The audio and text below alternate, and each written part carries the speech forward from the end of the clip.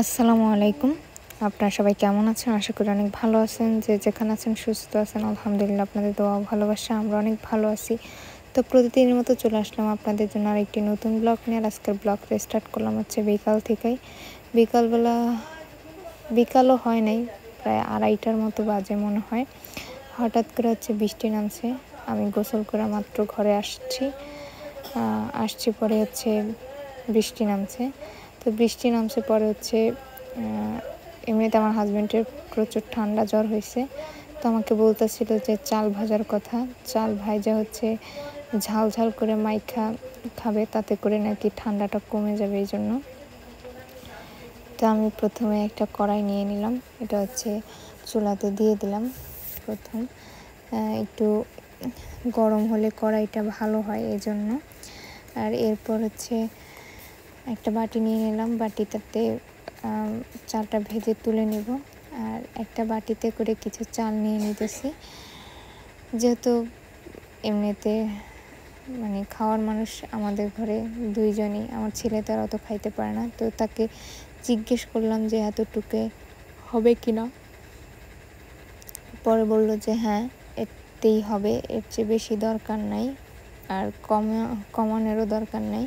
তো আমি একটু লবণ আর হচ্ছে পানি দিয়ে এটাকে একটু মিশিয়ে রাখতেছি, কারণ তাতে আর কি লবণটা মানে মিক্স হবে চালের সাথে, ভাজলে আর কি খেতে মজা লাগবে এই জন্য। তো চালটাকে ভালো করে মাখাইয়া তারপর হচ্ছে রাইখা দিতেছি। আর অন্যদিকে হচ্ছে এতক্ষণে কড়াইটা একটু গরম হয়ে যেতেছে, যেহেতু চালটা ভাজবো এই জন্য কড়াইটাকে একটু ভালো করে মানে তাতিয়ে নিতেছি, যাতে চালটা দিলে তাড়াতাড়ি করে ভাজা হয়ে যায় এই জন্য। তো কড়াইটা আমি বেশি করে আগুনে জ্বালাই দিলাম, যাতে তাড়াতাড়ি গরম হয়ে যায়। তো আমাকে বলতেছিল যে কড়ার আঁচটা হচ্ছে যাতে কমাই দিই, তাতে করে হচ্ছে চাল ভাজাটা ভালো হবে, এটা বলতেছিল।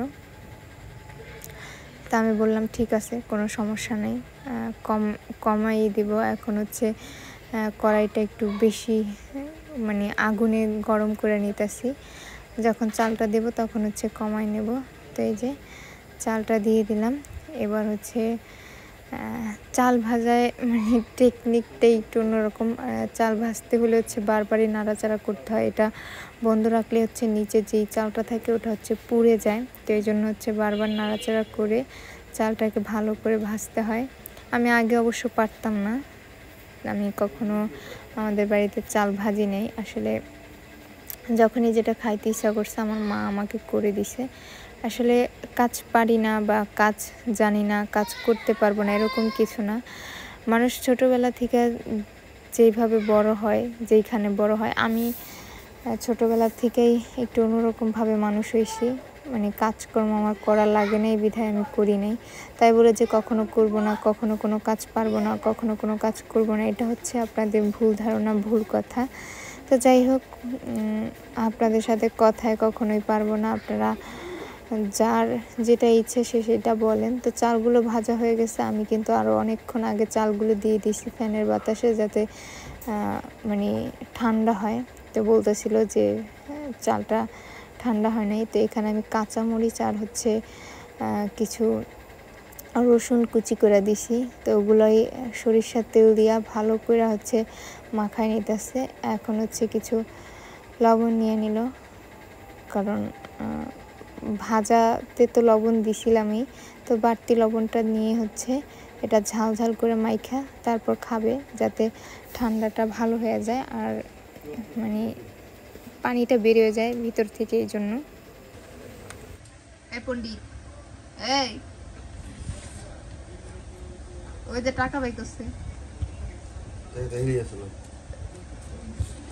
বাবা, দাও বাবার, দাও টাকাটা, দাও দাও দাও দাও দাও দাও দাও। না না না না দিবা না, দাও দাও দাও। নাই তো টাকা নাই, রিমোট পাকাইতেছে। ইস ইস, দাও বাবারে দিয়ে দাও টাকাটা।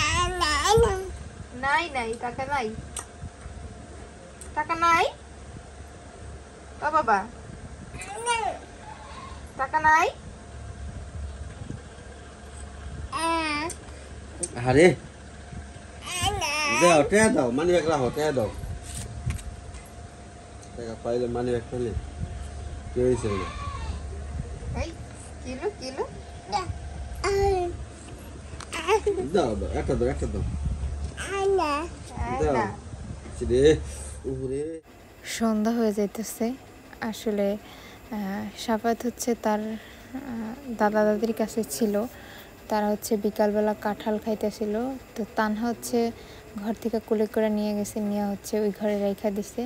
তো এখন তার দাদা দাদির কাছে আছে, এই জন্য আমি ভাবলাম যে তাড়াতাড়ি করে একটু বিছানাটা গুছাই নেই, কারণ সারাদিন এই বিছানাতেই মানে শোয়া বসা হয় বেশিরভাগ আমাদের। এই জন্য সন্ধ্যা যেহেতু হয়ে গেছে বিছানাটা তাড়াতাড়ি ঝাড়া নেই, কারণ গুছাই নেওয়াটা দরকার। সন্ধ্যা হয়ে গেছে, সাফাতকে হচ্ছে হাত মুখ হাত ধুয়ে ঘরে নিয়ে আসবো, তখন হচ্ছে ময়লা বিছানায় আবার উঠাবো, আর ও ঘুমিয়েও যাইতে পারে, তখন মানে ওরে নিয়ে বিছানাটা পরিষ্কার করাটা মানে প্রবলেম হয়ে যাবে এই জন্য। আর ও কারো কাছেই বেশিক্ষণ থাকে না, হয়তো এখন মানে তারা একটা কাজের মধ্যে আছে, এই জন্য হয়তো দাঁড়াই আছে তাদের সাথে, কিছুক্ষণ পরেই দেখা যাবে কান্না জুড়ে দিবে। তা আমি হচ্ছে এই ঝাড়ুটা ওই দিন আনাইছি হাট থেকে শুধুমাত্র বিছানা ঝাড়ু দেওয়ার জন্য। আসলে বিছানা ঝাড়ু নাই আমার, আর মানে সব সময় দেখা যায় একটা কম্বল বা হালকা কোনো জিনিসপত্র দিয়ে বিছানাটা ঝাড়া নিতাম। আর অনেক সময় দেখা যায় ঘরটা যখন বেশি ময়লা হয়ে যায় তখন হচ্ছে মার ঘর থেকে ঝাড়ু আইনা ব্যবহার করতাম। এই জন্য ভাবলাম যে একটা ঝাড়ুর খুবই দরকার, সারাক্ষণ মানে আরেক ঘরে গিয়ে আনবো, কাজ করবো, আবার দিয়ে আসবো, তার চাইতে বরং ঝাড়ু একটা কেনাই ভালো। এই জন্য ঝাড়ুটাকে কিনে আনা হয়েছে। আমি তাড়াতাড়ি করে বিছানাটা গুছাইয়া এখন হচ্ছে ঘরটাকে পরিষ্কার করে নেব, কারণ যেই ধুলাবালি ময়লাগুলো পড়ছে সেটা তো নিচে পড়ছে, এই জন্য ঘরটাকে পরিষ্কার করে নিতেছি, যাতে হাঁটা চলা করলে পায়ে ময়লা না লাগে, আর পায়ের ময়লাটাই তো মানে বিছানায় উঠে যাবে। এই জন্য তাড়াতাড়ি করে ঘরটাকে পরিষ্কার করে নিই। ছেলেকে যেহেতু মা রাখতেছে, মার কাছেই দেখলাম যে মা কোলে নিয়ে হচ্ছে উঠানে দাঁড়াই আছে। যাই হোক, যতটুকু পারি আপনাদের সাথে সংসারের কাজকর্ম শেয়ার করার চেষ্টা করি। জানি না আপনাদের কাছে কেমন লাগে, তবে আমি যতটুকু পারি আপনাদের সাথে সংসারের কাজকর্ম, ছেলেকে নিয়ে সময় কাটানো, সবটাই আপনাদের সাথে শেয়ার করি। ভালো না লাগা সম্পূর্ণটাই আপনাদের ব্যাপার। তো অনেকেই বলেন যেন আমি সাংসারিক ভিডিও আপনাদেরকে শেয়ার করি, তো সেটাই চেষ্টা করি। সারাদিনে যে কাজকর্মগুলো করি, খাওয়া দাওয়া করা হয়, কাজ করা হয়, গল্প করা হয়, সেটাই আপনাদের সাথে শেয়ার করি। তো ঘরটাকে ঝাড়ু দেওয়ার পরে হচ্ছে মশার কয়েল যেটা, সেটাকে মানে কিছুক্ষণ সময় জ্বালায় রাখি, কারণ দেখা যায় যে অনেক রাতের বেলা মানে মশা লাগে, আবার কারেন্ট চলে গেলেও মশা লাগে। যদি সন্ধ্যাবেলা কিছুক্ষণ টাইম কয়েল জ্বালায় রাখানো হয় তাহলে দেখা যায় ওই মানে সন্ধ্যার দিকেই মানে মশাগুলো বাইরে বেরিয়ে যায়।